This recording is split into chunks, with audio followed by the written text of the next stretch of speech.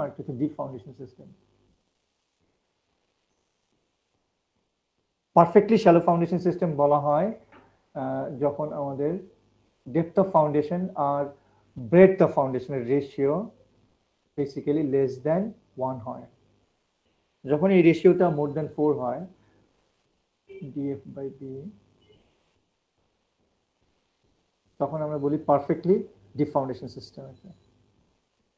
এটার কাছাকাছি থাকলেই আমরা শ্যালো ফাউন্ডেশন সিস্টেম বলি। যেমন ধরো আমার একটা ফুটিং আছে যেখানে বি ইকুয়ালস টু, বিটা কেন আমি লাস্ট ক্লাসে স্ট্রেস দিয়েছিলাম যে কেন বি দিয়ে আমরা লেন্থ দিয়ে কেন করছি না আর কি। হ্যাঁ, একটা ফাউন্ডেশনে আমরা সবসময় শর্ট ডাইমেনশনটাকে কেন ক্রিটিক্যাল ধরি আর কি। হ্যাঁ, সেটা নিয়ে আমরা গল্প করব একটু পরে। একটা ফাউন্ডেশন হতে পারে বি ইকুয়ালস টু এল, একটা ফাউন্ডেশন হতে পারে বি আর এল আলাদা, দ্যাট মিনস রেক্ট্যাঙ্গুলার, এটা স্কোয়ার, এটা রেক্ট্যাঙ্গুলার। একটা ফাউন্ডেশন হতে পারে স্কোয়ার টাইপ, রাউন্ড টাইপের, এটা এটা রেক্ট্যাঙ্গুলার হতে পারে, ট্র্যাপিজয়েডাল হতে পারে, বিভিন্ন টাইপের হতে পারে। রেক্ট্যাঙ্গুলার, ট্র্যাপিজয়েডাল, আর সেখানেও দুই ধরনের বি থাকবে। হতে পারে B equals to L equals to D, which is circular. Circular ক্ষেত্রে যেটা ব্রেডথ সেটাই লেন্থ সেটাই ডায়ামিটার। হ্যাঁ, এরকম করে থাকতে পারে। তো আমরা বি কে সবসময় আমাদের বেসিক্যালি ক্রিটিক্যাল ক্রাইটেরিয়া হিসেবে নেই ফাউন্ডেশনে, সেটা নিয়ে আমাদের কিছু গল্প চলবে এখন। তার আগে আমি আমাদের ডিপ ফাউন্ডেশন সিস্টেম এবং শ্যালো ফাউন্ডেশন সিস্টেমের বিষয় একটু জাস্ট দেখে নিই আমরা। কথা থেকেই বোঝা যাচ্ছে শ্যালো ফাউন্ডেশন সিস্টেম মানে হচ্ছে খুব শ্যালো ডেপথ থেকে, যেটা খুব বেশি ডিপার হবে না, নিয়ার সারফেস থেকে বেসিক্যালি ফাউন্ডেশন সিস্টেমটা ডেভেলপ হবে। আর এখানে ডিপ ফাউন্ডেশন সিস্টেম বলতে সংজ্ঞা থেকেই বুঝতে পারছি আমরা, বা নাম থেকেই বুঝতে পারছি যে কোনো একটা সিস্টেম যেখানে অনেক ডিপার জোন থেকে সিস্টেমটা ডেভেলপ করবে আর কি। তো শ্যালো ফাউন্ডেশন সিস্টেমের ক্রাইটেরিয়া হচ্ছে DF by B less than 1। Conventionally আমরা যে 4 feet, 5 feet, 6 feet, 8 feet, 10 feet, 12 feet এই ধরনের একটা ফুটিং এর সাইজ হয়। একটা ফুটিং এর সাইজ কখনো 100 ফিট বা 100 ফিট হয় না জেনারেলি। ওগুলোকে আমরা তখন 100 ফিট দূরে দূরে কলাম হয় না, তখন ওই ধরনের সাইজের ফুটিং এর মধ্যে অনেক কলাম থাকে, কম্বাইন হয়ে যায় ফুটিং গুলো আর কি। হ্যাঁ, তখন আমরা তাকে ম্যাট বলি। ম্যাটের সংখ্যাও আমরা জানবো আস্তে আস্তে। বাট আমরা এখন আলাপ করছি ফুটিং নিয়ে। কনভেনশনালি 4-5 ফিট, 8-10 ফিট, নিদেন পক্ষে 14 ফিট এই টাইপের সাইজগুলো হয়। তারপর ধরুন 4 ফিট বাই 4 ফিট ফুটিং। হ্যাঁ, তাহলে B equals to 4 feet equals to L square. অথবা যদি স্কোয়ার না হয় রেক্টেঙ্গুলারও হয়, যে B equals to 4 feet L equals to 6 feet. সেই ক্ষেত্রেও আমরা বি দিয়ে ক্রাইটেরিয়াটা করবো। কেন করবো সেটা আমরা পরে গল্প করছি, কিন্তু বি দিয়ে ক্রাইটেরিয়াটা ডেভেলপ করবে। বি ক্রাইটেরিয়াটা ফুটিংটাকে আমরা কত কত ফিট নিচে রাখবো বলো? আমরা কখনোই সারফেসে রাখি না। সারফেসে ফুটিং রাখাটা খুবই রিস্কি আর কি। হ্যাঁ, সারফেসে সবসময় এই যে এই সমস্ত জায়গা থেকে আমার সয়েল সরে যেতে পারে ইরোশনে। হ্যাঁ, এই সমস্ত জায়গা থেকে একটা নির্দিষ্ট এমবেডমেন্ট মেনটেন করা হয়। বিভিন্ন দেশে বিভিন্ন কোড আছে। আমাদের দেশে জেনারেলি শর্ট ডাইমেনশনের সমান মিনিমাম এমবেডমেন্ট দেওয়া দরকার আর কি। এটা ইয়ে করা হয়, মানে ফুটিং যেটা শর্ট ডাইমেনশন ঠিক ততটুকু পর্যন্ত যেন আমি নিচে ফুটিংটাকে দেই আর কি। হ্যাঁ, মোরলেস এই ধরনের একটা কনসেপ্ট আছে আমাদের বিএনবিসিতে। তো generally 4 feet, 5 feet, 8 feet, 10 feet নিচে ফুটিং। আমরা ফুটিংটা 4 ফিট চিন্তা করছি। ডেপথ অফ ফাউন্ডেশন সে বললাম 4-5 ফিট নিচেই, 5 ফিটই বললাম। তখন আমি যদি দেখি যে তার ক্রাইটেরিয়াটা ডিএফ বাই বি, যেটা কি শ্যালো ফাউন্ডেশন সিস্টেমে পড়ে না ডিপ ফাউন্ডেশন সিস্টেমে পড়ে, সেই ক্ষেত্রে আমরা ডিএফ বাই বি কত পাই? 5 ফিট। বি কত বলো? Sir 4 4 fit. 4 ফিট দেখবো আমরা যে 1 পয়েন্ট সামথিং না 1.25। এটাকেও আমরা শ্যালো ফাউন্ডেশন, মানে এটার কাছাকাছি হলে, মানে এই বুকিশ এই এটা একেবারে রিজিড না, এটা আমি বলতে চাচ্ছি। এক বা একের কাছাকাছি এই জিনিসটা মাথায় রাখবে। এটা তখনই একদম ডিপ ফাউন্ডেশনের মতো বিহেভ করা শুরু করবে না, বুঝতে পারছো? ডিপ ফাউন্ডেশন বিহেভিয়ারে যেতে গেলে পারফেক্টলি যথেষ্ট তার এমবেডমেন্ট থাকতে হবে আর কি। হ্যাঁ, তো আমরা দেখবো একটা এক্সাম্পল দিয়ে। কনভেনশনালি আমরা দেখলাম আমাদের 4-5 ফিটের ফুটিং। তুমি যে কোনো একটা ফুটিং নাও, তোমরা যে কেউ একজন বলো যে কোনো একটা ফুটিং তৈরি হচ্ছে, বলো আমাকে, আমরা দেখি ক্রাইটেরিয়াটা দেখে। এটা দিয়ে দেখলাম আমরা যে একদম রিজিড ভাবে বুকিশ অনুযায়ী একের লেস হচ্ছে না, কিন্তু কাছাকাছি, কিন্তু দিস ইজ ইট। এই কাছাকাছি থাকলে আমরা তাকে বেসিক্যালি এই ক্রাইটেরিয়াতে ফেলাবো। আর যখন ডিপ ফাউন্ডেশন সিস্টেমের ক্রাইটেরিয়ার কাছাকাছি থাকবে তখন আমরা এইটাতে ফেলাবো আর কি। তোমরা বলো যে কোনোটাই পড়বে এটার কাছাকাছি, ইভেন আমাদের এটা যদি 1.5 হয় তাও আমরা তাকে শ্যালো ফাউন্ডেশন সিস্টেম হিসেবে অ্যানালাইজ করি আর কি, 19-20 টাইপের জিনিসটা। হ্যাঁ, তোমরা তোমরা বলো যে তোমাদের দেখা যে কারো, হ্যাঁ, যে একটা ফুটিং দেখেছি করতে মাটিতে, কতটুকু নিচে, বলো বি কত, এল কত, অথবা শুধু বিএল একই, সেরকমও বলতে পারো আর কি। রেসপন্ড করো। Sir 12 feet. 12 ফিট, ঠিক আছে। 12 ফিট বা 12 ফিট ফুটিং দেখছো মাটিতে কেটে গর্ত করে করছে। কতটুকু নিচে? Sir around 12 feet. 12 ফিট।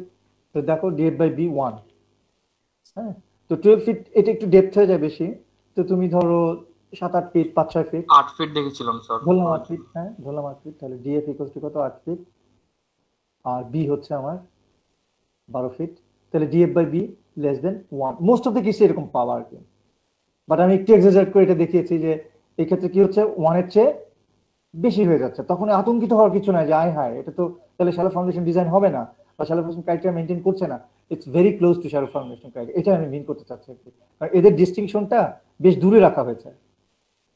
এই ডিপার জোন থেকে ইয়ে করার যে ক্রাইটেরিয়া সেটা হচ্ছে কিন্তু 4। দেখো তাহলে সেই ক্ষেত্রে কিন্তু ভিন্ন টাইপের একটা ফাউন্ডেশন চিন্তা করো, সেখানে তুমি ডিএফ বাই বি এটার কাছাকাছি হবেই না কখনো। যেমন ধরো একটা পাইল নিয়ে যদি চিন্তা করো, পাইল আমরা জানি যে ডিপ জোন থেকে কাজ করে না, অনেক গভীরে পাইলকে ইনস্টল করতে হয়। তোমরা বলো যে একটা পাইল কতটুকু হতে পারে? একটা পাইলের ডায়ামিটার নিশ্চয় 10 ফিট হবে না, একটা পাইলের ডায়ামিটার নিশ্চয় 20 ফিট হবে না, একটা পাইলের ডায়ামিটার নিশ্চয় 100 ফিট হবে না, আবার একটা পাইলের 300 ডায়ামিটার নিশ্চয় 1 ইঞ্চি হবে না। তোমরা কনভেনশনালি দেখবা যে এটা ডিপেন্ড করছে কি ধরনের পাইল। 1 ফিট হতে পারে ডায়ামিটার, 2 ফিট হতে পারে, 4 ফিট হতে পারে, অ্যাকচুয়ালি 8-10 ফিটও হতে পারে। তখন আর তাকে পাইলের অ্যানালাইসিস পাইল বলি না, আমরা পিয়ার বলি। খুব লার্জ ডায়ামিটার পাইল যেগুলো, সেগুলোকে পিয়ার বলে। স্পেশাল টাইপের স্ট্রাকচার, এগুলো পাইলের মতো অ্যানালাইসিস করতে হয়, কিন্তু ওটার নাম দিয়ে আমরা তখন পিয়ার। কনভেনশনালি পাওয়া যায় না, বা শ্যাফটও বলা হয় অনেক সময়। কনভেনশনালি 1-2 ফিট এই ধরনের একটা পাইলের সাইজ হয়। তাও সেখানে পাইল দেখবো বিভিন্ন টাইপের পাইল আছে আমাদের, আমরা জানবো আস্তে আস্তে এই কোর্সের মধ্যে জানতে থাকবো, এবং চ্যাপ্টারও আছে আমাদের, তখন আরো ডিটেলে জানবো। সে কনভেনশনালি ধরলাম আমি একটা পাইল হচ্ছে 2 ফিট ডায়ামিটার, 24 ইঞ্চি। হ্যাঁ, পাইলটার লেন্থ নিশ্চয়ই এরকম 5-6 ফিট হবে না আমরা যে ফুটিং এ পাই, আবার নিশ্চয়ই 1000 ফিটও হবে না, সে 100 ফিট, 50 ফিট, তাই না? তাহলে আমরা ডেপথ অফ ফাউন্ডেশন সে ধরলাম 50 ফিট। তুমি এখন দেখো ক্রাইটেরিয়াটা কি দাঁড়ায়। এখানে dia equals to B equals to L না, এই যে আমরা বলেছিলাম যখন সার্কুলার হয় তখন B equals to L equals to D, যে কোনো সিস্টেমে, ফাউন্ডেশন সিস্টেমে। তখন আমাদের ডিএফ বাই বি রেশিওটা কত আসে?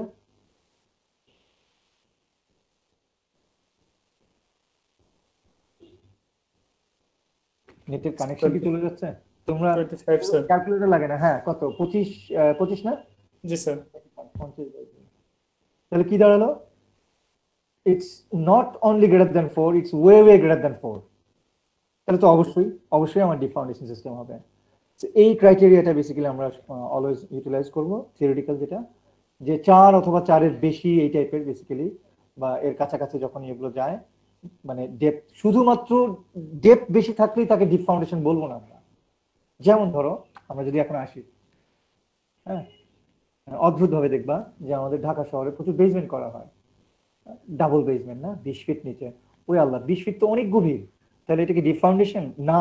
ক্রাইটেরিয়াটা দেখো কি হবে, ফেলাও ক্রাইটেরিয়া, তাহলে বুঝতে পারবে আর কি। সিস্টেমটা কাজ করবে শ্যালো ফাউন্ডেশন সিস্টেম হিসেবে আর কি, যদিও তার ডেপথটা শুধুমাত্র ডেপথ হিসাবে চিন্তা করলে অনেক, 20 feet double basement. It has to be compared with the breadth also আর কি, মানে তার প্রশস্ততা কত তার সাথে কম্পেয়ার করতে হবে। স্যার এখন ম্যাক্সিমাম তো ট্রিপল বেসমেন্ট ইউজ করে স্যার। না, ম্যাক্সিমাম কথাটা বলা ভুল হলো আসলে, ম্যাক্সিমাম বড় প্লটে ট্রিপল বেসমেন্ট ইউজ করে। নতুন যেগুলো হচ্ছে আর কি। হ্যাঁ, তুমি এখন একটা 8 কাঠার প্লটে ট্রিপল বেসমেন্ট কেমনে করবা বলো? 10 কাঠার প্লটে ট্রিপল বেসমেন্ট কেমনে করবা? যেগুলো অনেক বড় প্রজেক্ট, যেগুলো বিঘার প্লট, 1 বিঘার ঊর্ধ্বে, তাদের সাধারণত ট্রিপল কোয়াড্রাপল বেসমেন্ট করা হয়। 7টা বেসমেন্ট পর্যন্ত করা হয়েছে ঢাকা শহরে, ম্যাক্সিমাম না, মোস্ট অফ দ্য কেসে উইদাউট বেসমেন্ট হচ্ছে আমাদের বিল্ডিং গুলো। Sorry sir. একটা বেসমেন্ট দুইটা বেসমেন্ট খুব কমন, ডিপেন্ড করবে প্লটের সাইজ কেমন। ঢাকা শহরে 1 বিঘার প্লট কয়টা আছে বলো তুমি? গুলশানে আছে, ধানমন্ডিতে কিছু আছে। Overall most of the plots 3 কাঠা, 5 কাঠা, 8 কাঠা, 10 কাঠা, 20 কাঠা। বসুন্ধরায় যদি যাও তাও 20 কাঠা প্লট নিলে তোমার 4টা 5 কাঠা প্লটকে একসাথে করে নিতে হবে। মোস্ট অফ দ্য কেসে দেখা যায় 3 কাঠা, 5 কাঠা, 8 কাঠা এই ধরনের আর কি। আর যদি তুমি এই ধরনের ওয়েল অর্গানাইজ রেসিডেন্সিয়াল ডেভেলপমেন্ট বাদে যাও, বাড্ডা এরিয়াতে এখানে ওখানে, তাহলে তুমি 1 কাঠা থেকে শুরু করে দেখবে যে আছে হিউজ বিভিন্ন 1 কাঠা, 2 কাঠা, 1.5 কাঠা। তো আমরা যেটা বলছি যে তুমি যাও 3টা বেসমেন্টেও যদি যাও, হ্যাঁ 3টা বেসমেন্টেও যদি যাও, আমরা যদি ওই ক্রাইটেরিয়াটা নেই, ঠিক আছে, গুলশানে একটা বেসমেন্ট করা হচ্ছে 3টা বেসমেন্ট 30 ফিট, এটা that should be much much deeper. So that should be called deep foundation. আমাদের মাথায় কোয়েশ্চেন আসতে পারে, কিন্তু যেই প্লটটা 3টা বেসমেন্ট করবা সেই প্লটের সাইজ 1-1.5 বিঘা হবেই মিনিমাম। তো আমরা 1 বিঘা যদি ধরি 20 কাঠা, 20 গুণ 720, 14,400 স্কোয়ার ফিট, তাই না? 7 দুগুণে 14, 2 দুগুণে 4, জি স্যার। তাহলে 14,400 স্কোয়ার ফিট। আমি যদি স্কোয়ার চিন্তা করি, জেনারেলি প্লট গুলো স্কোয়ার হয় না। স্কোয়ার কেন হয় না বলতো?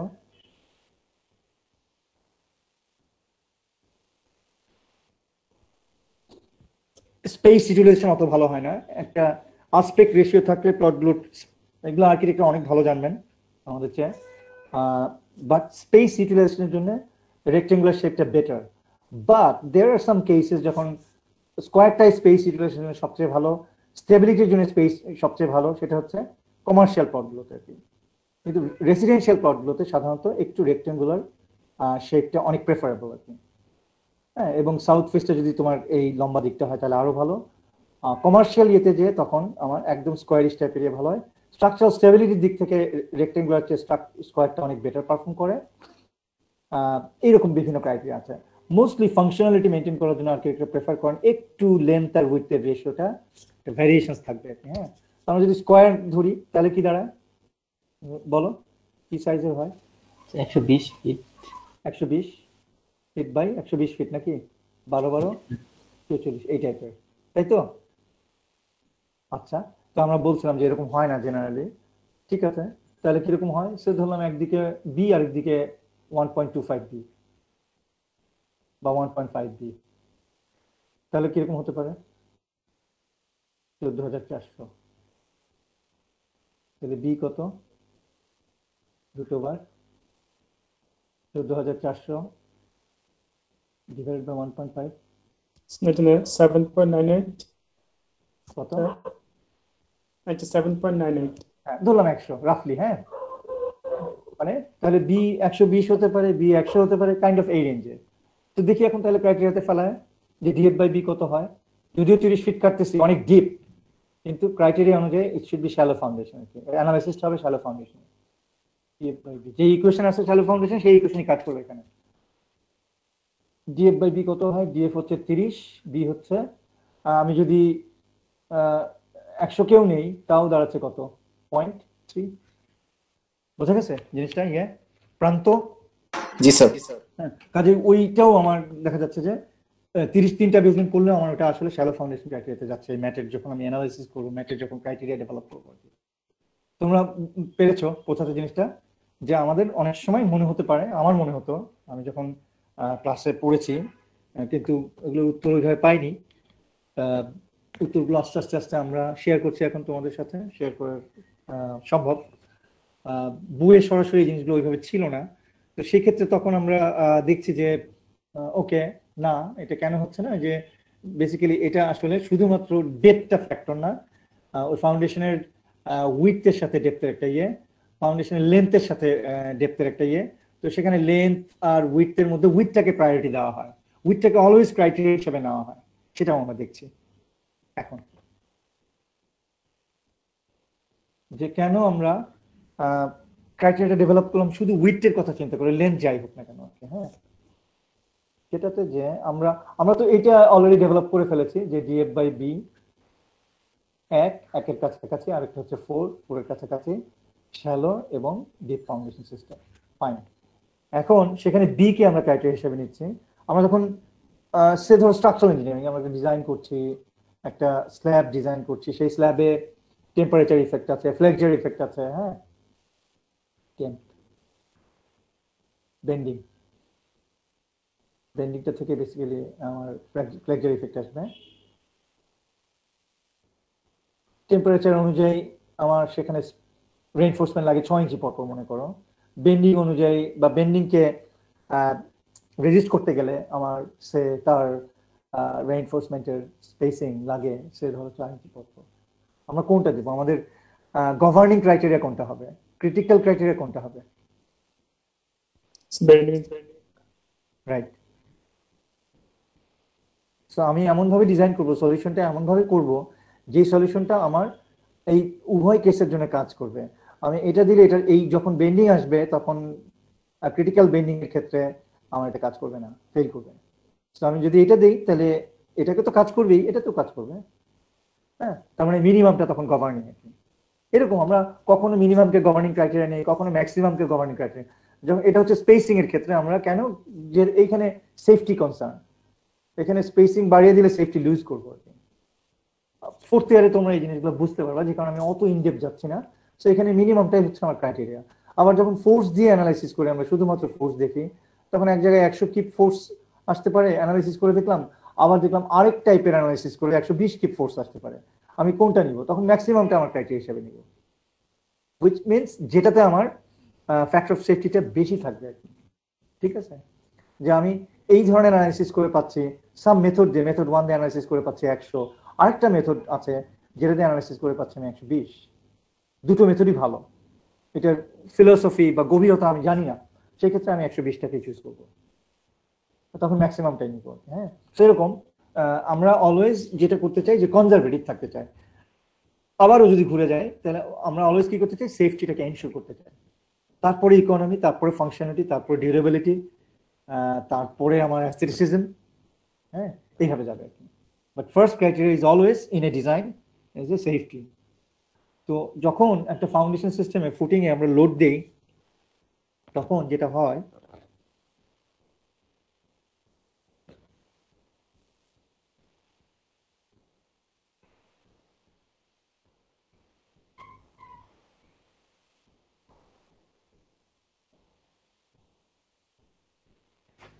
কখনোই পারফেক্টলি কনসেন্ট্রিক লোড পড়ে না।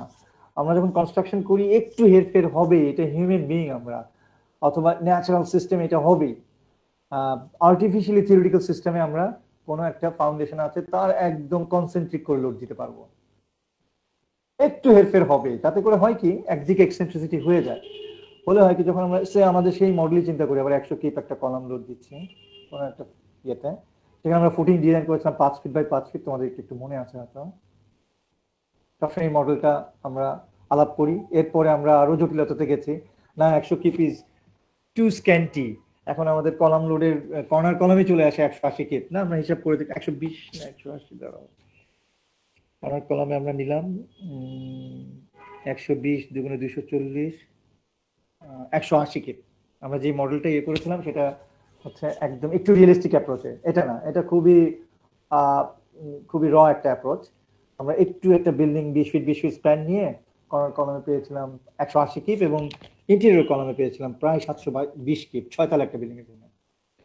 ওই উদাহরণগুলো আমরা সবসময় ইউটিলাইজ করবো কিন্তু। হ্যাঁ, এখন এই সিম্পলিস্টিক মডেলটাতে যাচ্ছি আবার, সেটাতে আমরা দেখবো যে যখন লোড দিচ্ছি তখন ঘটনাটা কি ঘটছে। বেসিক্যালি এখানে প্রেসার জেনারেট করছে মাটির উপরে, আমরা এটা কেটেছি না, এটা কেটে ফুটিংটাকে রাখছি, তাহলে ওই লোড থেকে এখানে প্রেসার জেনারেট করবে, যেটা 4KSF হবে আমাদের। অলওয়েজ এটাতে আমরা ধরে নিচ্ছি যে ঢাকার খুব ভালো মাটি, you allowable which is bearing capacity 4KSF, সেই অনুযায়ী আমরা করলাম। এখন এখানে হয় কি, যেটা হয় যে যখন মাটিতে চাপ পড়ে আমরা আবার সেই স্ট্রেসের ডিস্ট্রিবিউশনে যাই, ঘটনা যেটা ঘটে অদ্ভুতভাবে শেয়ারিং হয় এক ধরনের।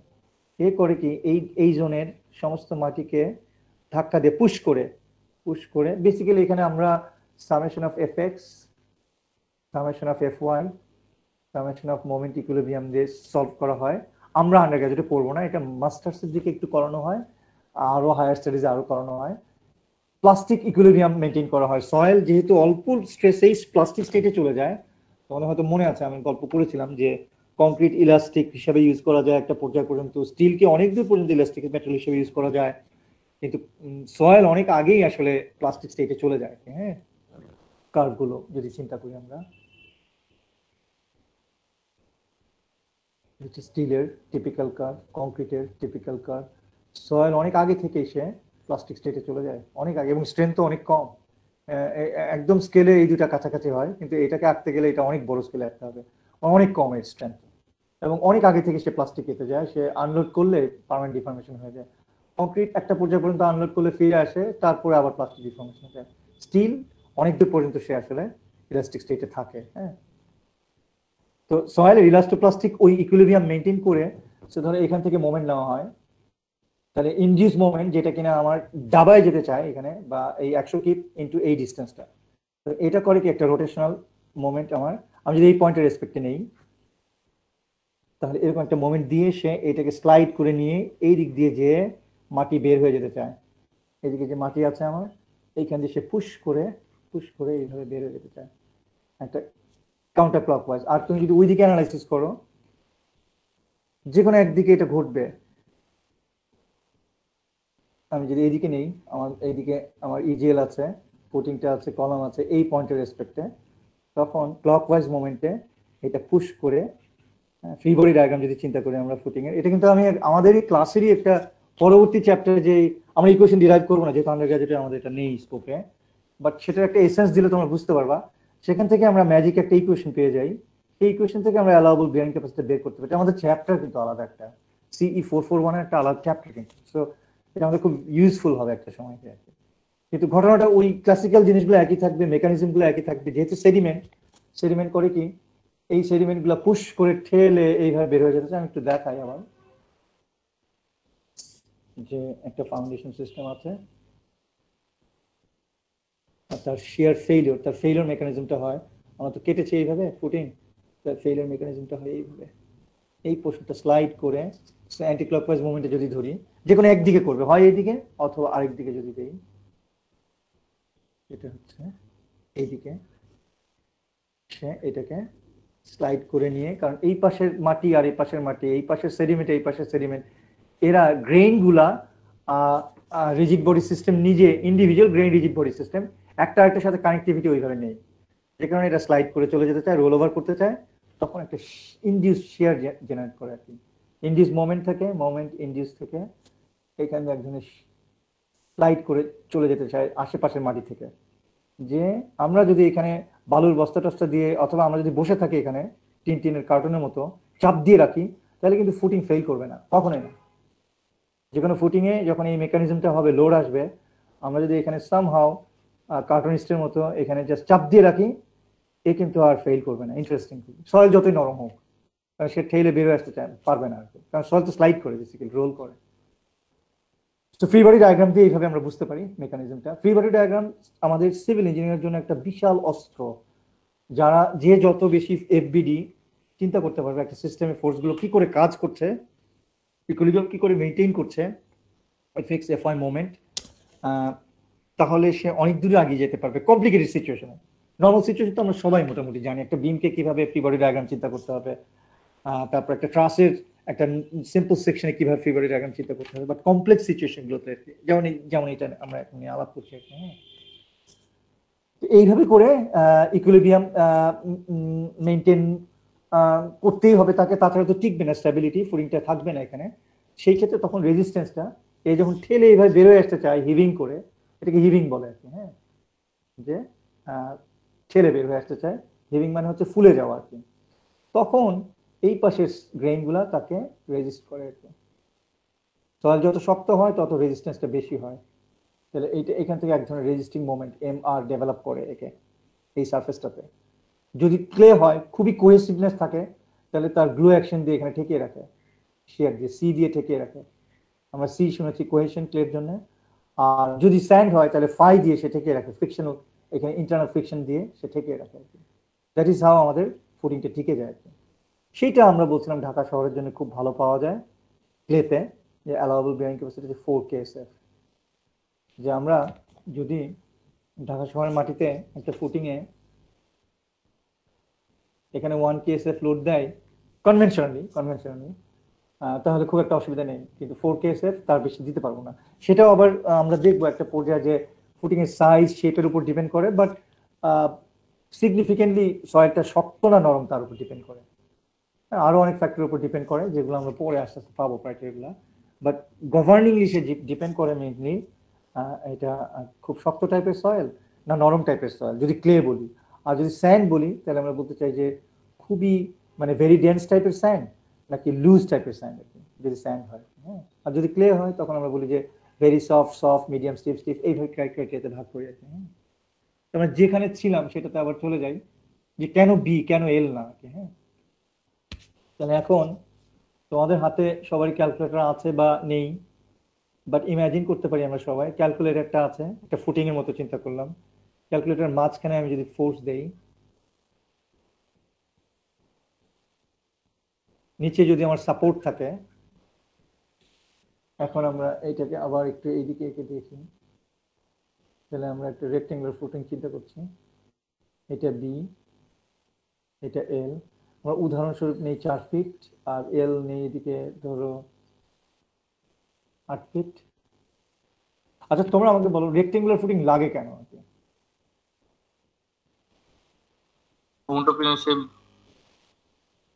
হ্যাঁ, কলাম যদি রেক্টেঙ্গেল শেপের হয় স্যার। না not necessarily column rectangular shape হলে Uniform distribution of loading, sir. এটা খুব ভালো হলো না, যে খুব ভালো উত্তর হলো না। কলাম রেক্টেঙ্গুলার হলে ফুটিংও রেক্টেঙ্গুলার দিতে হবে। আমার কলাম আছে সে rectangular 12 inch by 20 inch. Moment resisting ক্যাপাসিটিটা তার ক্যাপাসিটি ভ্যারি করে যায় কিছুটা। হ্যাঁ, মোমেন্ট রেজিস্টিং এটা, কারণ এই আর্মটা বড় হলে সেটা হিসাবে করা যাবে, কিন্তু একটা কলাম রেক্টেঙ্গুলার আছে বলেই ফুটিংটাও rectangular not necessary, not at all. হ্যাঁ, আমাদের অনেক সময় চলে আসে রেক্টেঙ্গুলার না দিলে আমরা সলভ করতে পারি না। যেমন ধরো অনেক সময় আমরা বুদ্ধি করে যেটা করতে পারি, যে আমাদের প্রায় অনেকগুলো কলাম আছে একটা বিল্ডিং এ, সেখানে দুটো ক্রাইটেরিয়া আমরা ইয়ে করেছিলাম। একটা হচ্ছে এমন ভাবে ডিজাইনটা করব যেন ফুটিং গুলা জিওমেট্রিক ভাবে ওভারল্যাপ না করে, আবার স্ট্রেস ওভারল্যাপ না করে। জিওমেট্রিক ওভারল্যাপিং কি, যে একটা ফুটিং দেবো আরেকটা ফুটিং তার উপর ওভারল্যাপ করলে তো হলো না ডিজাইন, তাহলে এইটা করা যাবে না। আরেকটা শিখেছিলাম আমরা, তাই না, এই পর্যন্ত, যে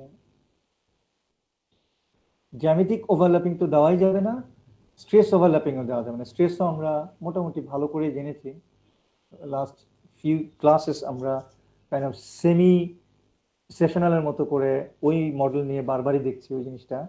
সেখানে দেখলাম যে ওকে, আমার যদি ফুটিং থাকে এরকম, ফুটিংটা দূরেই আছে, হ্যাঁ, মানে জ্যামিতিক ভাবে ওভারল্যাপ করছে না, কিন্তু তাদের স্ট্রেসটা ওভারল্যাপ করছে না 2:1 মনে আছে? আমরা অ্যাবাউট 70% যদি ভরিয়ে ফেলি ফুটিং গুলাকে, একটা প্লটের যতটুকু জায়গা আছে তার 70% বেশি যদি নিয়ে নিই কংক্রিটে, দেখা যায় যে তখন স্ট্রেস ওভারলোডিংটা বেশি হয়। আমরা ব্যালেন্স রেইনফোর্সমেন্টের কথা বলেছি, মেনটেন করতে হয় স্ট্রাকচারে, খুব কঠিন এটাকে মেনটেন করা। ফুটিং এর ক্ষেত্রেও আমরা চেষ্টা করব, খুব কঠিন হলেও এই স্ট্রেস ওভারল্যাপিং, জ্যামিতিক ওভারল্যাপিং হলে তো হবেই না, তুমি পারবাই না করতে। কিন্তু যদিও দেখো যে ফুটিংটা ডিজাইন করে হচ্ছে পাশাপাশি, তখন আবার স্ট্রেস ওভারল্যাপিং বেশি হয়ে যাচ্ছে, তখন আমরা একটু দূরে ফুটিংগুলোকে নিয়ে যেতে চাই। যেমন ধরো ওরকম করে লাগতে পারে আমার রেক্টেঙ্গুলার করা, হ্যাঁ, আরো বিভিন্ন কারণে বাউন্ডারি কন্ডিশনের জন্য লাগে। আমি দুটো অ্যালাপ করছি দাঁড়াও। স্যার একটা কোশ্চেন করতে চেয়েছিলাম। কোশ্চেনটা ধরে রাখো, আমি এই পর্যায়টাকে নিয়ে তারপরে কোশ্চেনটা একদম ধরে রাখো। আমি জাস্ট কেন রেক্টেঙ্গুলার ফুটিং দিতে হতে পারে সেটা তোমরা অনেক পাবা, এরকম ভুরি কেস পাবা, তখন শিখে যাবো আস্তে আস্তে। কিন্তু সেই শেখার পথটাতে যাওয়ার জন্যই আমরা স্টেপগুলোকে বিনির্মাণ করছি। আর তোমার ইয়েটা আমি যাচ্ছি একটু পরে। এখন আমরা যেটা বলছিলাম যে রেক্টেঙ্গলের জন্য খেয়ে হারিয়ে ফেলছি, দাঁড়াও। ওকে, আসছি আবার। এই জন্য না ক্লাস থাকলে এগুলা তাড়াতাড়ি হয়ে যেত, কিন্তু তোমাদের কাউকে ডাকতাম, তোমরা এসে ইজিলি অনেক তোমাদের এখন অনেকেই উসখুস করছে যে আমি তো এটা জানতাম, হ্যাঁ, বা আমি তো এটা কিন্তু নিতে পারছি না আমি তোমাদের, হ্যাঁ, এই একটা বিষয় হয় ভার্চুয়াল ইয়েতে, খুব দুর্বল হয় ইন্টারাকশনটা। আচ্ছা, আমি যেটা করছিলাম যে ওকে জিওমেট্রিক ওভারল্যাপ কিন্তু করতেই পারবো না, কিন্তু আমি যদি বুদ্ধি করে ওভারল্যাপিংটা স্ট্রেস ওভারল্যাপিংটা আরো কমিয়ে আনি রেক্টেঙ্গুলার জায়গায়, মানে স্কোয়ারের জায়গায় রেক্টেঙ্গুলার করে আর কি, আমি আমি একটু আলাদা করে না আঁকলে আসলে হবে না আর কি। So, আমি এখানে স্কোয়ার ফুটিং দিলে যা হতো রেক্টেঙ্গুলার করে দিলে এরা একটু দূরে দূরে চলে যাবে আর কি, হ্যাঁ, কিন্তু তখন আবার মুশকিল হবে, এর সাথে একটা ঝামেলা হবে কিন্তু। সে ধরো এখানে এটা নেই, এই টাইপেরই আছে। So, এটা একটা ক্রাইটেরিয়া যে আমার স্কোয়ার ফুটিংটা না দিয়ে আমি তাকে রেক্টেঙ্গুলার করে দিলাম, রেক্টেঙ্গুলার করে দিলে তখন এই গ্যাপটা বেড়ে গেল, স্ট্রেস ওভারল্যাপিংটা কমে আসলো আর কি, এই একটা। কিন্তু এটা খুব দুর্বল, মানে এই কেসটা খুব বেশি হয় না। মোস্ট অফ দ্য টাইম যেটা রেক্টেঙ্গুলার আমাদের করতে হয় সেটা হচ্ছে দেখাই বাউন্ডারির কাছে যে ফুটিং গুলো করতে হয় আর কি। এই উদাহরণটা খুব ভালো হলো না, বাট স্টিল এই ধরনের কেস আসে আমাদের। জেনারেল যেটা হয় যে আমার এই যে ওয়েলকামটা ঝামেলা করতেছে, যাই হোক, এই ওয়েলকাম ঝামেলা দিচ্ছে। ওকে, গুড, পেয়ে গেছে। এখন এই সমস্ত ক্ষেত্রে আমি যদি একটাকে ইয়ে করি, একটাকেই দেখাই, আমার এখানে সে ডিস্টেন্স আছে 4 ফিট, ফুটিংটা আসতেছে 10 ফিট বাই 10 ফিট, আমি করতে পারবো না, তাই না?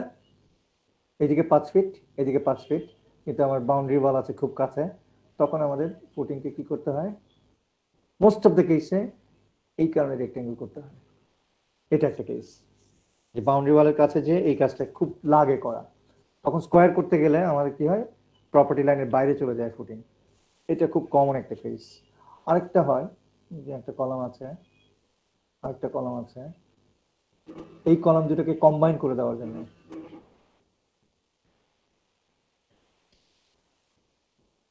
তখন আমরা রেক্টেঙ্গুলার ফুটিং ইউজ করি। কেন কম্বাইন করতে হয় আমরা পাবো আস্তে আস্তে, এগুলো শিখবো, আমাদের চ্যাপ্টার বাই চ্যাপ্টার থাকবে আর কি সামনে। দিস আর দ্য রিজনস আমাদের রেক্টেঙ্গুলারিটির দিকে যেতে হতে পারে আর কি, not not for column rectangular হলে সেটার জন্য না আর কি, বাউন্ডারি কন্ডিশন স্যাটিসফাই করার জন্য, স্ট্রেস ওভারল্যাপিং স্যাটিসফাই করার জন্য এটা আমাদের করতে হয়, মোস্টলি বাউন্ডারি কন্ডিশন আর কি, বা প্রপার্টি কন্ডিশন আর কি, বা প্রপার্টি কনস্ট্রেইন্ট সেটার কারণে আর কি। তোমরা আরো এক্সেপশনাল কেস পাওয়া, বাট কনভেনশনাল গুলো নিয়ে আলাপ করলাম। এখন আবার চলে যাব আমরা আমাদের বিতে, তার আগে আমি ওর কোশ্চেনটা যে ধরে রাখতে বলেছিলাম সেইটাকে ইয়ে করি। বলো এবার তোমার এটা। So, ওইটা ছিল এরকম যে আমাদের যে কলমের যে লোডটা সেটা তো আমরা সবসময় ফুটিং এর মাঝখানেই পড়ে এই জিনিসটা শিখে আসলাম, কিন্তু অনেক ক্ষেত্রে এই লোডটা একটা ডিস্টেন্সে এক সাইডে পড়ে আর কি, তখন ফুটিং এর উপরে অ্যাসেন্ট্রিক লোডটা চলে আসে। তখন এটা এক্সেন্ট্রিসিটি দিয়ে ডিজাইন করতে হয় ফুটিং, এবং খুব এক্সপেন্সিভ হয়, হ্যাঁ, খুব ক্রিটিক্যাল ডিজাইনগুলো। তো তখনকার ক্ষেত্রে এই যে আমি দেখালাম এখন সেটাই হয় বেসিক্যালি, হ্যাঁ, ধরো এরকম আছে, এই কলামটাতে আসতেছে সে ধরো 50 কিপ 100 কিপ এভাবে দিই, আর এখানে ভেতরে একটা কলামে আসতেছে, আমি এটাকে এত এত বাধার মধ্যে না আসি আপাতত বোঝার জন্য তোমার যে কোশ্চেনটা, এখানে ধরলাম আমি 200 কিপ। তখন এইখানে আমি তো আসলে ফুটিং করতে পারছি না, তখন একটা বুদ্ধি হচ্ছে যে এই দুটাকে কম্বাইন করে দেওয়া আর কি। কারণ এখানে যদি আমি ফুটিং করি এমনি তোমার কথা অনুযায়ী, তাহলে এই হচ্ছে কলাম, এই হচ্ছে বাউন্ডারি লাইন, আমি তো এরকম ছাড়া পারবো না ফুটিং করতে, না দেখো তখন এক্সেন্ট্রিক হয়ে যাবে না ফুটিংটা, জি স্যার। তখন তখন ওই ক্যাপাসিটি আমি দিতে পারবো না, ভয়াবহ হবে আর কি, হ্যাঁ। তখন আমি যেহেতু এখানে দিতে পারছি না, এটা হচ্ছে জেমেট্রিক সেন্ট্রয়েড, আর এটা হচ্ছে আমার রেজাল্টেন্ট অফ দ্য ফোর্স যেটা জি দিচ্ছে স্যার। ফুটিং মধ্যে চাপ, তাহলে এইভাবে করে একটা মোমেন্ট জেনারেট করবে। করার পরে যেটা হবে তোমরা এগুলো পাবা, আমরা পরে আরো ডিটেল আলাপ করবো, কারণ এগুলো লাগবে আমাদের, এই অ্যানালাইসিস আমরা করবো কিন্তু এই কোর্সে, হ্যাঁ, এক্সেন্ট্রিসিটির বিষয়গুলো। জি স্যার। তো তখন তখন ক্যাপাসিটি অনেক কমে যাবে, এই এই ইয়ের ক্যাপাসিটি, তখন আমরা যেটা করি বুদ্ধি করে করার চেষ্টা করি এটার সাথে এটাকে কম্বাইন করে দিই, তখন আর রেক্টেঙ্গুলার ফুটিং দিয়ে খুব একটা হয় না আর কি, সবসময় হয় না আর কি, আমরা তাও করতে পারি কিছুটা, যে এমন ভাবে অ্যাডজাস্ট করলাম যে আমি যদি এইভাবে আঁকি এই ফোর্সটাকে, এইভাবে আঁকি এই ফোর্সটাকে, এই হচ্ছে আমার ফুটিংটা, ফুটিংটাকে ওই দিকে অনেক বাড়িয়ে দিই, তাহলে এদের যে লব্ধি, সেই লব্ধি অনুযায়ী এদের লব্ধি নিশ্চয়ই এদের মাঝখান দিয়ে যাবে না, একটু এইদিকে থাকবে, তাই না? জি স্যার। তো সেই যদি থাকে, ফুটিংটাকে আমরা এমন ভাবে বাড়িয়ে নিই যে রেজিস্টিং প্রেসার যে জেনারেট করে সেই প্রেসারের লব্ধিটা যেন এটার সাথে ম্যাচ করে।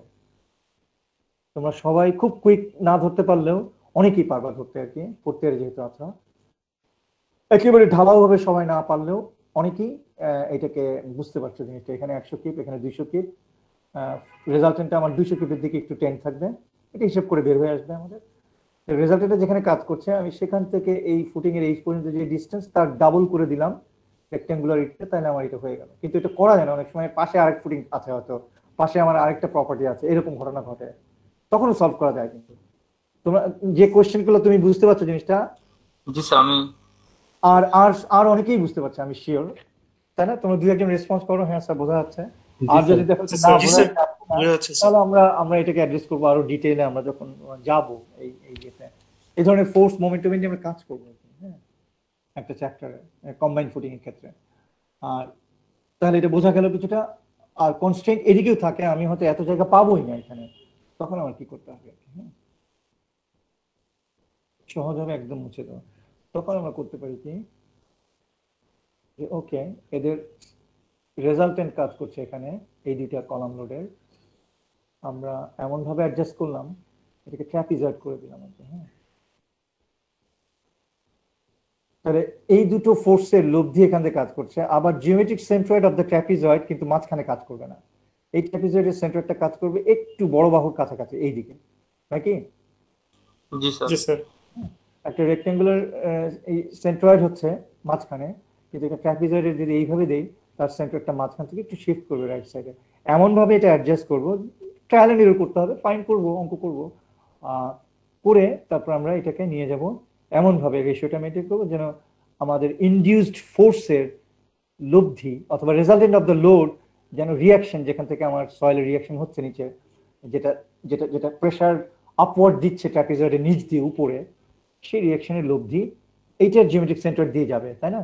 তো এটা জিওমেট্রিক সেন্টারটা আমরা ওইটার সাথে ম্যাচ করাবো, এরকম করে কিছু কাজ করবো। এমন আহামরি কিছু না, এগুলো করা হয় কিন্তু, হ্যাঁ, প্র্যাকটিসের সময় করা হয় জিনিসগুলো, মানে ওগুলোর থিমেটিক জিনিসগুলোকে জানবো, তারপরে যখন প্র্যাকটিস করবো একদম ডিটেলে যে হয়তো অঙ্ক করতে পারবো। আমি এই কোর্সেও কিছুটা করার আর কি, হ্যাঁ, ফাউন্ডেশন ডিজাইনের এই পার্টগুলো আমি ধরো গত একটা দুইটা সেমিস্টার আমি জিওটেকনিক ইঞ্জিনিয়ারিং 441 নিয়েছি, শুধু একটা পার্ট নিয়েছি, খুব বোরিং পার্ট যেটা আর কি। কিন্তু এই বোরিং পার্টের মধ্যে এই জিনিসগুলোকে আমি এবার খুব মজা পাচ্ছি এই জন্য যে আমি নিয়ে আসতে পারছি, যেহেতু ওই চ্যাপ্টারগুলো আমাকে করাতে হবে আর কি। আদারওয়াইজ এই সাবসারফেস এক্সপ্লোশন চ্যাপ্টারটা কি বোরিং বলবো না, কমপ্লেক্স বোঝানোটা, কারণ সারা অলরেডি ওইটা করাচ্ছে। আমি তোমাদেরকে এটা বলছি, আবার পুরোটাও আমি নিতে পারছি না স্যারের কাছে, বিকজ আমার টাইম নেই অতটা। But that beauty I am going to incorporate এই ইয়েতে আর কি, যেহেতু আমি এখন পুরোটা করাচ্ছি আর কি।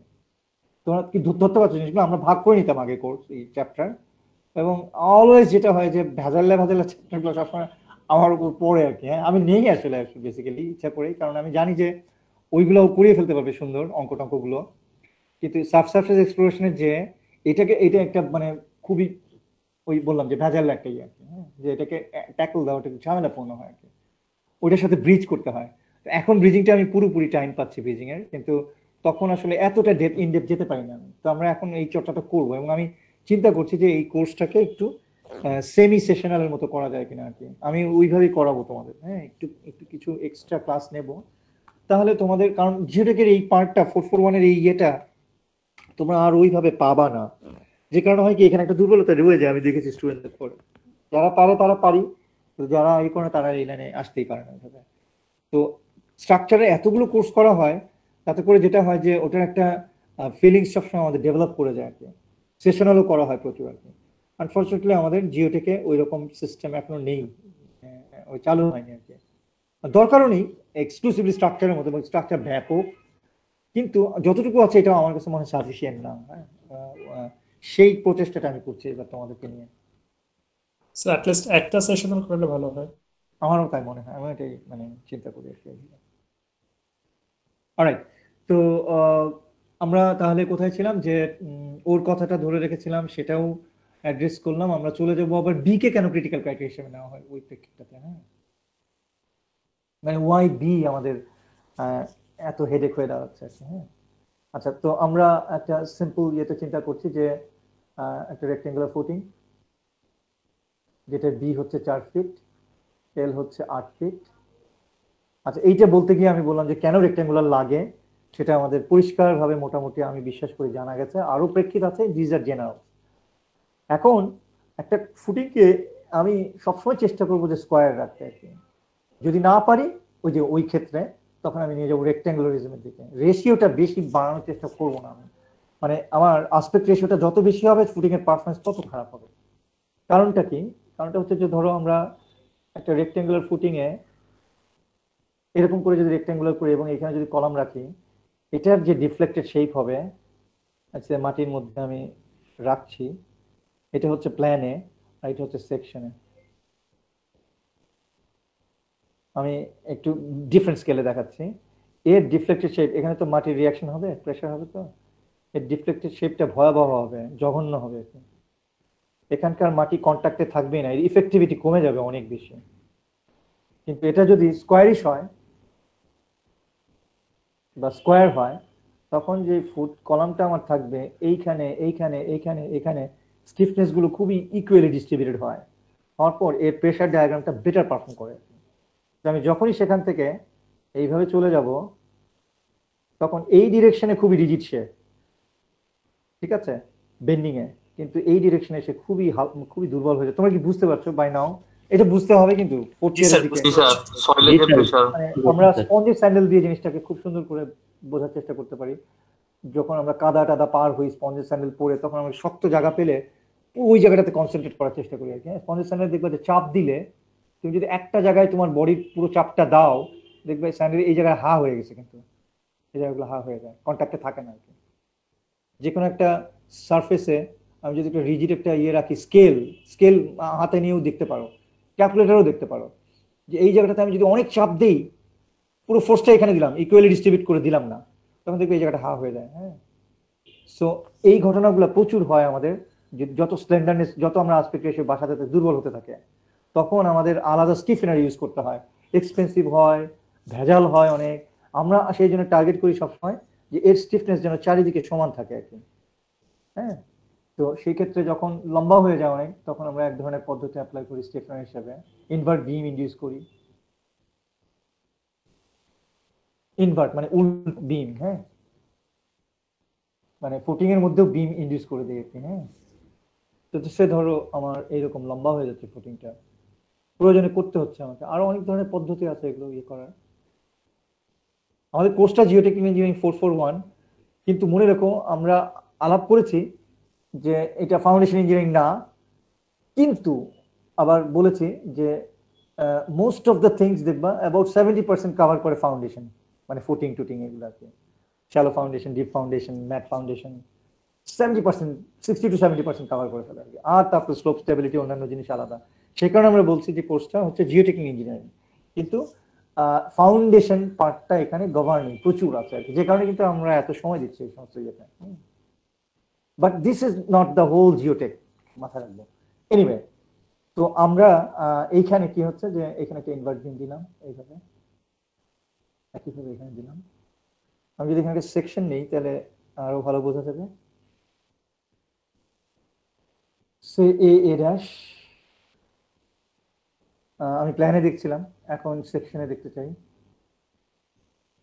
একদম স্কেলে আঁকছি না, কিন্তু সেন্সটা থাকবে। সেকশনে ইনভার্ট বিমটাকে আঁকি,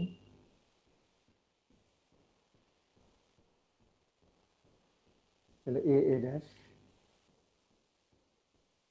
বিমটাকে স্টির আপ দিলাম। এই লাইনটা হচ্ছে আমার এই লাইনটা বাম দিকের, এই লাইনটা হচ্ছে আমার এই লাইনটা, আর এটা হচ্ছে ওই লাইনেই। তোমরা বুঝতে পারছো এটা ফুটিং এর পাটাতন, মানে এইটা ফুটিং এর বেস। এখানে রেইনফোর্সমেন্ট থাকবে এইভাবে, তুমি এগুলো আস্তে আস্তে পেয়ে যাবা। আর তারপরে তো আবার কলমটাও দেখতে পাবো না, এখানে কংক্রিটটা মনোলিথিক থাকবে, এখানে এখানে দাগ হবে না কিন্তু। দ্যাট মিনস আমি কিন্তু এইভাবে আঁকিনি, দেখো খেয়াল করো, না আঁকার কারণ বুঝতে পারছো তোমরা আমি শিওর। আমি যদি শুধু ফুটিংটাকে এইভাবে আঁকি, এখানে একটা কলাম আছে, এখানে একটা সেকশন নেই, তাহলে কিন্তু আমি এইভাবে রাখবো, দেখো নাকি, কারণ যেখানে সেকশন আছে তার অনেক দূরে কলামটা, সো এই লাইনটা আমার সলিড হয়ে এইভাবে চলে যাবে।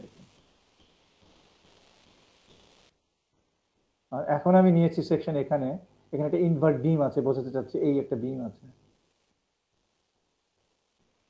কাট করলাম, কলামটা দূরে আছে, এই বিমের মধ্যে কাট পড়ে যাবে এবং মনোলিথিক ভাবে পুরোটা থেকে যাবে আর কি। কলামটা তাহলে এখন এইভাবে দিব, তাই না?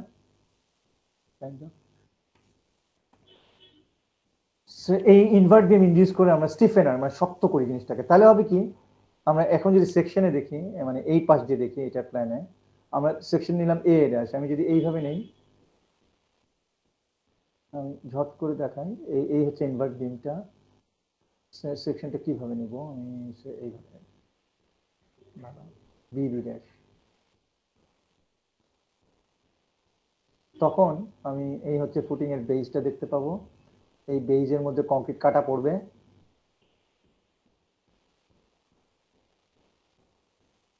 কংক্রিট কাটা পড়লো, বিম কিন্তু কাটা পড়েনি, তাহলে বিম রয়ে যাবে, কলামও কাটা পড়েনি, কাজে কলাম রয়ে যাবে,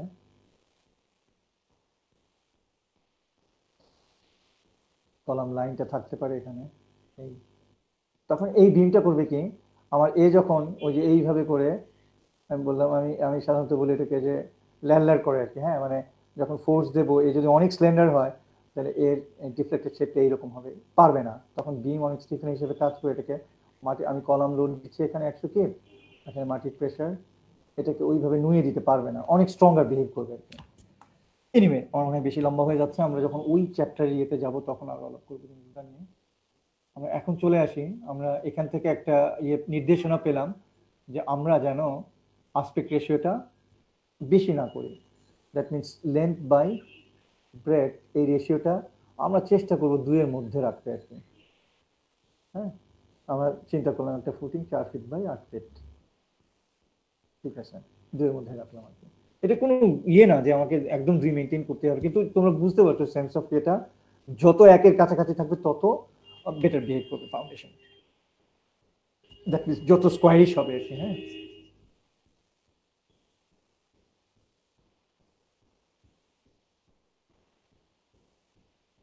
আচ্ছা 4 ফিট বাই 8 ফিট ইয়েতে যে আমি এটা করলাম কি, এইভাবে একটা সেকশন নিই,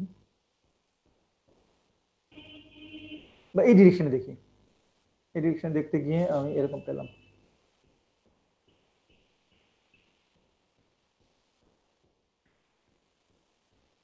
তাহলে ফেইলিওর ক্রাইটেরিয়াটা শিয়ার জোনটা এইভাবে ডেভেলপ করবে, মাটি হিভ হয়ে আসতে যাবে, ফাইন, এখানে ফোর্স।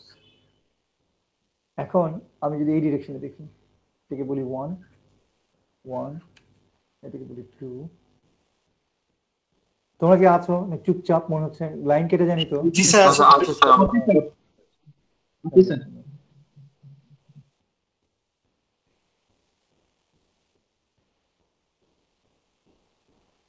এখন আমি এই ডিরেকশনে আঁকলাম না, একদম স্কেলে আঁকছি না, সেন্সটাকে মেনটেন করছি, 2 নাম্বার, এটা লম্বা দিকটা না, তখন শেয়ার জোনটা আমার হিউজ জায়গা দিয়ে হবে না,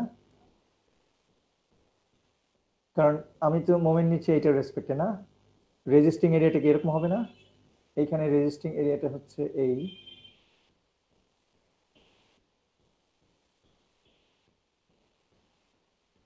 এই পোর্শনের মাটিটুকু ঠেলে বেরোয় আসতে চাবে, এই মাটিটা তাকে কোহেশন দিয়ে হোক বা ফ্রিকশন দিয়ে হোক রেজিস্ট করবে।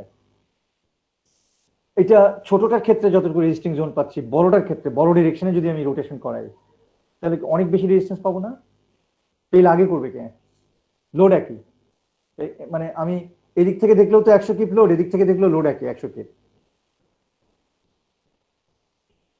হ্যালো,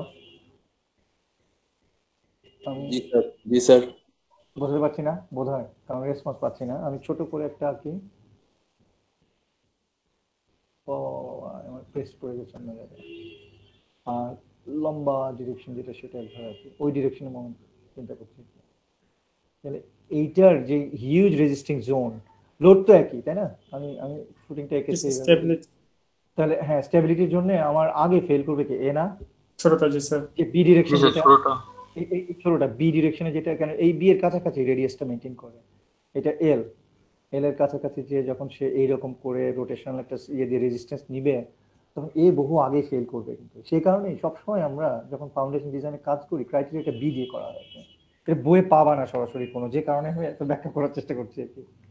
কিন্তু তোমরা ধরতে পেরেছো, ধরতে পারলে চলবে, আর কিছু লাগবে না। হ্যাঁ, মানে শিয়ার ফেলিওর মেকানিজম, সয়েলের ফেলিওর মেকানিজমটা বুঝতে হবে। সেডিমেন্ট যেহেতু ওইভাবে কাজ করবে, সে রোল ওভার করবে, এবং ফুটিং এর ক্ষেত্রে ওই সেম রোল ওভারই হয়। আমরা স্ট্রেস দেওয়ার ক্ষেত্রেও দেখেছি যে আমি যদি মাটিতে স্ট্রেস দেই তাহলে আমার ওই যে ডিস্ট্রিবিউশনটা এইভাবে হচ্ছে, এই পাশের মাটি টেরই পাচ্ছে না। 8-10 ফিট দূরে এখানে কোনো মাটি যদি থাকে সে কিন্তু আর এই স্ট্রেস এরিয়াতে আসবে না, আওতায় আসবে না। ডিস্ট্রিবিউশনটা 2:1 হচ্ছে বিকজ সেডিমেন্ট এইভাবে বিহেভ করে। একইভাবে সেম আমরা যখন ফুটিং এর মডেল নিলাম তখন ওই জিনিসটাই কাজ করে বেসিক্যালি। হ্যাঁ, এই পাশের সয়েলগুলা বেসিক্যালি রোল ওভার করে একে পুশ করে একটা রোটেশনাল ইয়েতে সে এইভাবে করে বের হয়ে আসতে চায়। হ্যাঁ, সেটা আমরা যখন আমরা যেমন বলছি না যে ঢাকার মাটির bearing capacity Q allowable 4K/s, এটা আমাদের একটা চ্যাপ্টার থেকে আমরা বের করতে পারবো অ্যানালাইসিস করে প্লাস্টিক ইকুইলিব্রিয়ামের ওই ইকুয়েশন দিয়ে আমরা ফাইনালি বলতে পারবো এখানে মাটির বিয়ারিং ক্যাপাসিটি 4K/s না 3K/s না 2K/s না 1K/s নাকি 6K/s। That is a chapter for us, bearing capacity of shallow foundation. তাহলে বিয়ারিং ক্যাপাসিটি, এই যে বেয়ার করার, সেটা ব্যাপারটা বুঝতে পারছি, মেকানিজমটা কি। শ্যালো ফাউন্ডেশন আমরা আজকে পুরোপুরিভাবে জেনে গেছি শ্যালো ফাউন্ডেশনের বিষয়টা কি। নিয়ার সারফেস থেকে তার রেজিস্টিং ক্রাইটেরিয়াগুলো যে ডেভেলপ করে সেটাই বেসিক্যালি কম্পারেবলি DF/B মেনটেন করে আর কি।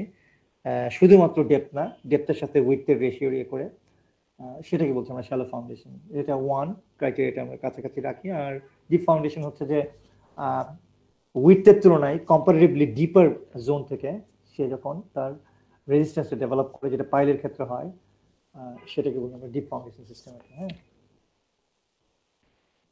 তো এটা হচ্ছে শ্যালো ফাউন্ডেশন সিস্টেমের ফেলিওর ইয়েটা থেকে তখন আমরা বেয়ারিং ক্যাপাসিটি ইয়ে করে ওটা ডিজাইন করছি না। আমি যেই প্রসঙ্গে বলেছি বি, আচ্ছা বি এর বিষয়টা আমাদের জানা হয়ে গেছে, আমি এটা নিয়ে অ্যাড্রেস করতে চাচ্ছিলাম বেশি। ডিপ ফাউন্ডেশন সিস্টেম এরকম ভাবে, ধরো এখানে কিভাবে মেকানিক্সটা কাজ করে রোটেশনাল একটা ইয়েতে, ডিপ ফাউন্ডেশন সিস্টেম আমরা একটু দেখে নিতে পারি আজকে। আমাদের আছে সময় যথেষ্টই আছে, সেটা একটু দেখে নিই তাহলে ভালো হবে।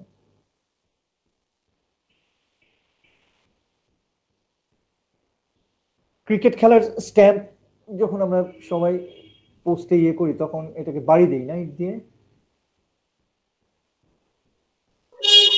মাটির মধ্যে ইট দিয়ে দাবিয়ে দিই, তাই না?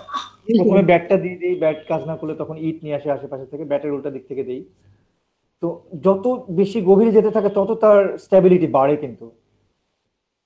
হ্যাঁ, বুঝতে পারছো? সেটা তোমরা অলরেডি মানে দেখতে পাই আমরা সবসময় ক্রিকেট খেলার এই ঘটনা এখন তো বাংলাদেশে অহরহ, তাই না? মানে এই সাকিব, মুশফিক এরা আসার পরে আরো ঊর্ধ্বে যদি বলি আমি জানি না, আমাদের যে ক্যাপ্টেন মাশরাফি, এই ক্যারেক্টার গুলো আমাদের সামনে এখন আইডল, তাই না? মোরলেস। তো প্রচুর ছেলেমেয়েরা আমি শিওর যে ক্রিকেট খেলা আমরা খেলেছি আমাদের সময়, তখন আমাদের যারা অগ্রজ ছিলেন প্লেয়ার তারা অতটা ভালো করেননি, কিন্তু এখনকার জেনারেশন আমরা দেখতে পাচ্ছি এটা অসম্ভব মানে একটা পর্যায়ে নিয়ে গেছে আমাদের দেশের এই এত ছোট, এত খারাপ জিনিসে ভরপুর একটা দেশের ভালো লাগার মতো একটা বিষয় আছে। মানে আমাদেরই প্লেয়ার সারা বিশ্বে, মানে এখন আমি জানি না র্যাঙ্কিং, সাকিবের র্যাঙ্কিং কিন্তু অনেক সময় ধরেই ফার্স্ট ছিল সে, মানে ইয়েতে, তোমার এটাকে কি বলে, অলরাউন্ডার হিসেবে। এখন জানি না, এক বছর খেলেনি তো। হ্যাঁ রাইট, সেটার জন্য। তো এনিওয়ে, তো এই ঘটনাগুলো আমরা পরিচিত, যে একটু ডাবানোর পরে আর ডাবানো যায় না। এখানে ঘটনা ঘটে কি, ওই মেকানিক্স এরিয়া যেটা হয় যে পাইলেও এই জিনিসটাই আমরা ইউজ করি বেসিক্যালি, যে পাইল যখন আমরা ইনস্টল করি মাটির নিচে, এটা যে মাটি আছে, চারিদিকে তার স্কিন বলি আমরা অথবা সারফেস বলি, এখানে একটা ফ্রিকশনাল রেজিস্ট্যান্স ডেভেলপ করে।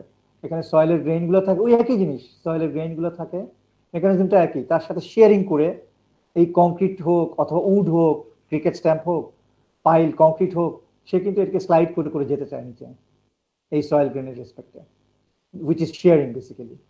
এখানে ইন্টারনাল শেয়ার হচ্ছে না, এক্সটার্নাল শেয়ার, মানে সয়েল গ্রেনের সাথে কংক্রিটের আলাদা ধরনের ম্যাটেরিয়াল। হ্যাঁ, এইখানে যেটা হয় যে আমাদের ইকুইলিব্রিয়ামটা মেনটেন হয় এইভাবে। এই হচ্ছে আমার এক্সটার্নাল লোড, সেটাকে ইকুয়েট করি আমরা এমনভাবে যে তার স্কিনের রেজিস্ট্যান্স অথবা তার সারফেসের রেজিস্ট্যান্স, যেটা চারিদিকে না, আমরা যদি প্ল্যানে দেখি গোল একটা স্ট্যাম্প ক্রিকেট, এই চারিদিকে সারফেসে এই রেজিস্ট্যান্সগুলো ডেভেলপ করতে থাকে কিন্তু চারিদিকে, এবং তার এন্ডে যেও একটা, এটাকে বলি বেজ রেজিস্ট্যান্স আর এটাকে স্কিন রেজিস্ট্যান্স। খেয়াল করো, আমি যদি পাইলের ডায়ামিটার বাড়িয়ে দিই তাহলে কিন্তু স্কিন রেজিস্ট্যান্স এরিয়া অনেক বেড়ে যাচ্ছে। এই জন্য পাইলকে ম্যাজিক স্টিক বলি আমি, যে অনেকটাই আমার লোড যতই থাক ম্যানেজ করা যায়। একটা জায়গায় 2টা পাইল, 2টার জায়গায় 10টা পাইল দিয়ে পাইলের ডায়ামিটারটাকে বাড়ালেই আমি প্রচুর স্কিনের জায়গা পেয়ে যাচ্ছি, লেন্থটাকে বাড়ালেই আমি স্কিন থেকে প্রচুর রেজিস্ট্যান্স ডেভেলপ করতে পারছি। আমি কোনো একটা মাটির লেয়ারের 30 ফিট নিচে পর্যন্ত পাইল না রেখে দেখছি যে 40 ফিটে অনেক শক্ত লেয়ার আছে, ওই লেয়ারটাতে আমি পাইলটাকে নিয়ে গেলাম, তাহলে আমি এই জায়গা থেকে অনেক রেজিস্ট্যান্স ডেভেলপ করতে পারবো বেস থেকে, কারণ বেস থেকে আমি খুব শক্ত লেয়ারে রাখছি। এরকম অনেক বুদ্ধি করে দেখা যায় যে আমাদের ক্লাসিক্যালি যে ফাউন্ডেশন সিস্টেম শ্যালো না হলে আমরা চলে যাই শ্যালো ফাউন্ডেশনেরই একটা টাইপ ফার্স্টে চেষ্টা করি ফুটিং দিয়ে, শ্যালো ফাউন্ডেশনের আরেকটা টাইপ হচ্ছে ম্যাট দিয়ে চেষ্টা করি কম্বাইন করে, তারপরে যদি সলভ করতে না পারি আমরা চলে যাই আমাদের ম্যাজিক স্টিক, হুইচ ইজ মানে অ্যাবসলিউটলি আনলিমিটেড না, মানে এটারও লিমিটেশনস আছে, স্ট্রাকচারে আমাদের লিমিটেশনস আছে ফাউন্ডেশন সিস্টেমে এবং সুপার স্ট্রাকচারে। নাহলে তো আমরা মানে 4 মাইল লম্বা বিল্ডিং করতে পারতাম আর কি, 10 মাইল লম্বা উঁচু বিল্ডিং করতে পারতাম, আমরা পারবো না, আমাদের লিমিটেশনস আছে দুই দিক থেকেই। একটা হচ্ছে যে উইন্ডের যে ফেনোমেনা এটা এত গভর্ন করে যায় যে এটা কুলা উঠে পারা যায় না সুপার স্ট্রাকচারে, আর এটা হচ্ছে ফাউন্ডেশন সিস্টেমও এতটা সাপ্লাই দিতে পারে না আর কি, হ্যাঁ, আনলিমিটেডলি পারে না। তো আনলিমিটেড বলতে আমরা এটা অ্যাবসলিউট আনলিমিটেডলি পারে না, যে কারণে আমাদের লিমিটেশনস আছে আর কি। তারপরেও আমাদের জানা ইয়ের মতে যতগুলো সিস্টেম আছে তার মধ্যে পাইল সবাইকে সারপাস করে, যে এই যে আমরা ডায়ামিটার চেঞ্জ করে ডেপথ বাড়িয়ে এই ধরনের পাইলের ক্যাপাসিটি থেকে হিউজ সাপ্লাই জেনারেট করতে পারি ফাউন্ডেশন সিস্টেমে। আচ্ছা, আজকে এতটুকুই থাক, আমি আমার আর ইচ্ছা করছে না, আমি শুরু করেছিলাম পরে, এতটুকুই থাক আজকের ক্লাস। জি স্যার, জি স্যার। মেকআপ ক্লাসটা আমরা নেব, তাহলে টাইমটা ফিক্স করে ফেললাম 6:30 না 6:30 থার্সডে ইনশাআল্লাহ, থার্সডেতে। হ্যাঁ, ওকে স্যার, আসসালামু আলাইকুম। বিদায় নিয়ে ধরো আমি আমি আমি এই জায়গাটাতে একটু আসি, খেয়াল করো আমরা এখনো কিন্তু এখানে আছি, এর পরের যে পার্টটা সেটা আমি পড়াবো না এখন, আমাদের নেক্সট চ্যাপ্টার আর কি, সেটা একটু জাস্ট আলাপ করে নিই আমি, তারপরে আমি ছেড়ে দিচ্ছি আর কি। টু ইভ্যালুয়েট আমরা এক্সপ্লোর করবো কি জন্য সাবসারফেস এক্সপ্লোরেশন, আমরা জানবো কি জন্য সয়েলকে, to evaluate the load bearing capacity of foundation, সেটা শ্যালো ফাউন্ডেশন হোক অথবা ডিপ ফাউন্ডেশন হোক। এই যে গল্পগুলো করলাম না আজকে আমরা, এগুলো কিন্তু এর মধ্যে আছে, কিন্তু আমরা ফর্মুলাগুলো ডিরাইভ করবো, জানবো যে ওকে শ্যালো ফাউন্ডেশনে তার বিয়ারিং ক্যাপাসিটি কত, 4KSF না 3KSF না 2KSF, যেটার মেকানিজমটা নিয়ে আমরা আলাপ করলাম না, শিয়ার ফেলিওর ওইভাবে হয়, ফ্রি বডি ডায়াগ্রাম। আবার ডিপ ফাউন্ডেশনের ক্ষেত্রেও কিন্তু করলাম স্কিন ফ্রিকশন, এন্ড বিয়ারিং। এইটা আমাদের আলাদা চ্যাপ্টার, এইটা আমাদের আলাদা চ্যাপ্টার, কিন্তু সেখানে যে ইনপুট গুলো আছে, যে সয়েলের যে স্ট্রেংথ, সয়েলের যে প্যারামিটার, সেগুলো পাবো কোত্থেকে, সেগুলো আমরা এক্সপ্লোরেশন করে, এই যে আমরা বলছি যে সাবসারফেস এক্সপ্লোরেশন করে অ্যাকচুয়ালি সেই জিনিসগুলো পাবো, সেগুলো অ্যানালাইসিস গুলো সবগুলোই কিন্তু আলটিমেটলি আমরা ইউটিলাইজ করবো আর কি, সেটাই বলা হচ্ছে। হাউএভার মানে আমরা বেসিক্যালি কি পারপাজে সাবসারফেসকে এক্সপ্লোর করবো, তার মধ্যে একটা হচ্ছে select the type and depth of foundation, অনেক গল্প চললো আমাদের। আরেকটা হচ্ছে, তোমরা আছো তো? জি স্যার। আসলে মনে হয় যেন কি চলে গেল। আরেকটা হচ্ছে যে এই যে কিউ অ্যালাউয়েবল বিয়ারিং ক্যাপাসিটি যে 4KSF, এটা যেমন একটা নাম্বার, এই নাম্বারে আসতে আমাদের অনেক কাঠখড়ি পোড়াতে হবে, শ্যালো ফাউন্ডেশন সিস্টেমের অ্যানালাইসিস করবো আমরা, সেটা আমাদের একটা চ্যাপ্টার। আবার ডিপ ফাউন্ডেশন সিস্টেমের অ্যানালাইসিস করবো আমরা, পাইলের ক্যাপাসিটি জানতে পারবো, সেটা আমাদের আলাদা চ্যাপ্টার। হ্যাঁ, এই আমরা ধাপে ধাপে এইভাবে যাব, এই প্রত্যেকটা পয়েন্টকে আমরা ভালো করে বুঝলে একটা ব্যাকগ্রাউন্ড তৈরি হয়ে যাবে আমাদের, তারপরে জিনিসগুলো আর মানে উই ক্যান কন্টিনিউ, এবং চ্যাপ্টারে যেতে আমাদের অসুবিধা হবে না। বাট এই কয়েকটা পয়েন্ট পুরো জিওটেকের প্রাসঙ্গিকতাকে ধারণ করে, যে কারণে এলাবোরেট করছি আমি। হ্যাঁ, অলরাইট, এখন বিদায় নিয়ে নিই, কারণ স্যার, আসসালামু আলাইকুম। ওয়ালাইকুম আসসালাম। স্যার, আমি গুগল ক্লাসরুমে অ্যাড হতে পারিনি।